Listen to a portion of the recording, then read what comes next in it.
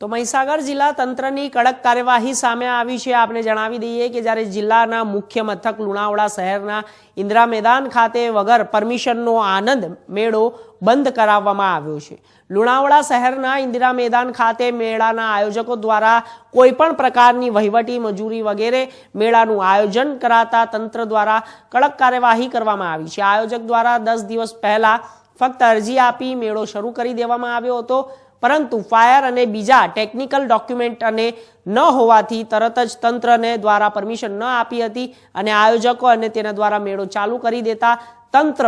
આ મેળાને બંધ કરાવવામાં આવ્યો હતો। મેળાની પરમિશન માટેની અરજી આયોજકે કરી હતી, પરંતુ એનઓસી અને ટેકનિકલ સ્પેસિફિકેશન્સનું ક્લિયરન્સ ના મળતા હાલ અરજીનું નિકાલ થયું નથી અને